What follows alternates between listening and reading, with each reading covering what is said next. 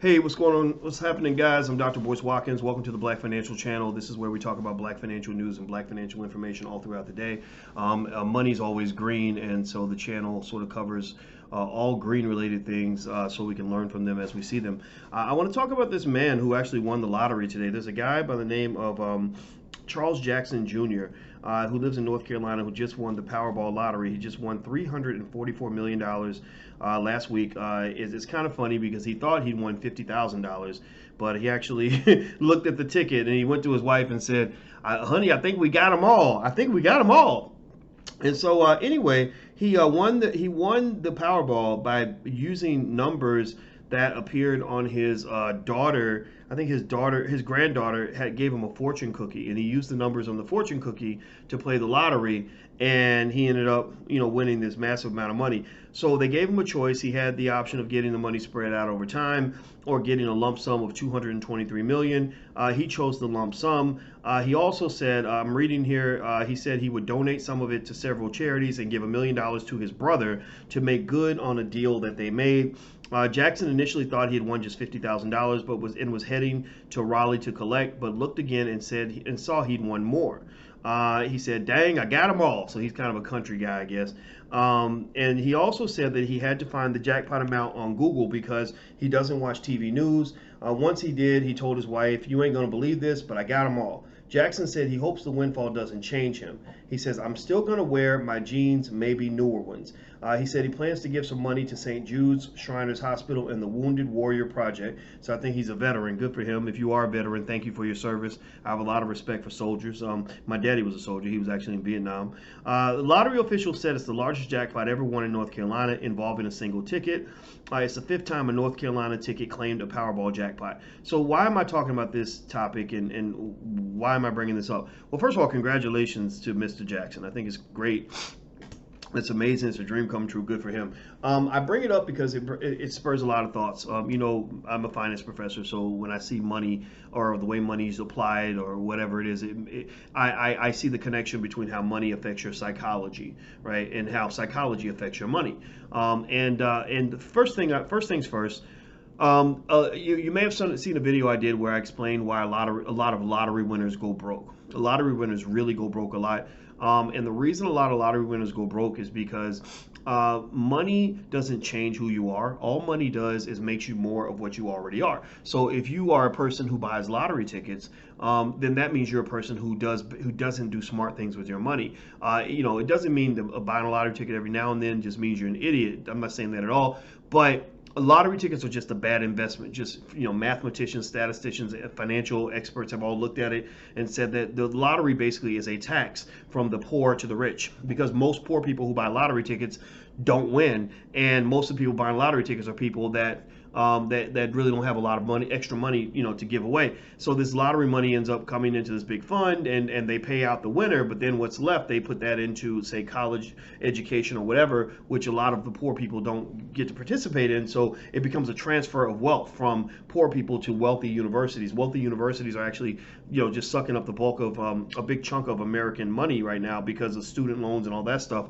So universities are doing really well. So money, in a little bit, it's almost like medicine through the body. Wherever you inject the medicine is going to be the healthiest part of the body. So wherever you inject the money financially, whichever industry you're poking it into, is going to be the industry that tends to have the most money. That's why Silicon Valley, if you go out to Silicon Valley, you can't buy a house unless you work in Silicon Valley and you're working for one of these tech companies that's paying you $500,000 a year. Why? Well, because in Silicon Valley, even a dump of a house costs $1.52 million because there's so much money there that the cost of houses go up, right? So universities, same thing. Universities just have money to burn. They're like the Pablo Escobars of the American economy, and a lot of that money comes from student loan debt. The lottery money. Some states use the lottery to fund their universities, and there's a lot of other things that happen too. High cost of tuition, all of that. So anyway, going back to Mr. Jackson. So lottery winners tend to go broke because the habit of buying lottery tickets is just a bad habit in general.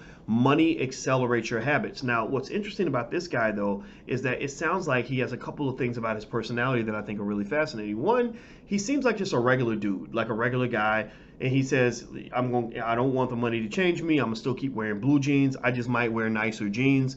That tells me he's probably not going to go broke. It sounds like he's got a smart conservative investing style.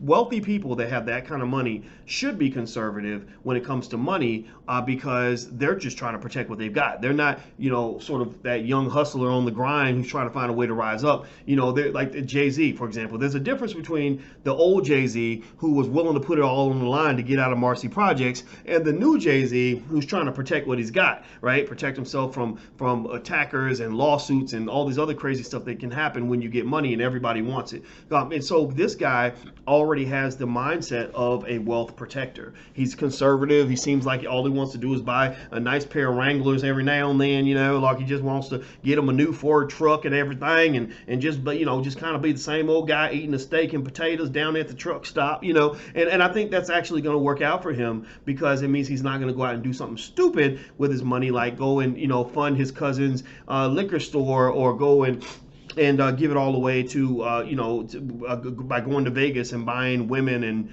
and drugs or whatever, right? So that's one thing I observed that was really interesting because money and personality are deeply connected. People that have personalities that link to wealth creation and wealth protection tend to be better at it than people who don't have that personality.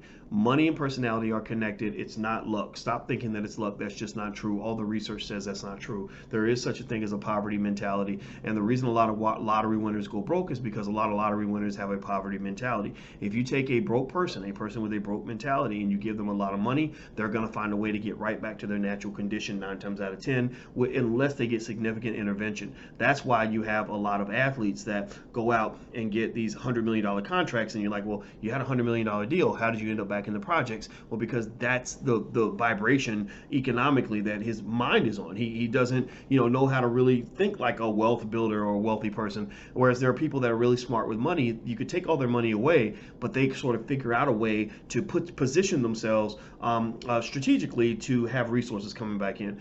The other thing that was interesting was he's also a giver. He loves to do charity. So you see, the first thing he said when they said, "What are you going to do with the money?" He said, "I'm going to start giving more to charity." Charity's cool. Charity's great. And I think that what that shows is how money makes you more of what you already are. So even when he was poor, he probably gave money to these charities, just smaller amounts. Now that he's wealthy, he's giving a lot more. Another example is there was a sister actually in North Carolina too. I don't know why North Carolina and South Carolina keep coming up with these lottery stories, but this sister now, 2 things she loved was her man and her church. Those are 2 things she loved. So she would give money. So she would, her man would get locked up. She'd bail him out. She'd use her last dollars to get him out of jail. And her church, she gave her pastor all the money she could. So as soon as she won the lottery, she just became a supersized version of what she already was. So people were kind of clowning her a little bit, honestly, because first thing she did when she got all her money was she used a ton of that money to pay her husband's legal fees because he was going back to court for some drug-related situation or whatever. And then the pastor, the other man in her life, who was there to take advantage of her resources, came along and she gave him like maybe $1 million, $2 million or whatever for the building fund, right? And so ultimately money makes you more of what you already are. So work on the core of who you are, and then as money comes in, you'll already know where to allocate that money in a way that's going to benefit you. Okay, so that's it. I'm going to go. Make sure you subscribe at theblackfinancialchannel.com. That's theblackfinancialchannel.com. I do daily news and daily financial updates all day long on the stock market and everything else. The market's really been interesting this week. A good place to make money if that's something that you want to do. Also, in fact, if you want to learn about how to invest in the stock market, I actually teach a class on stock market investing, which you can check out at theblackstockmarketprogram.com. That's theblackstockmarketprogram.com. So feel free to go check that out. Hit the thumbs up button, share button, subscribe button. I got to go. I got a meeting. So you guys take care. I'll talk to you soon. Be good. Peace.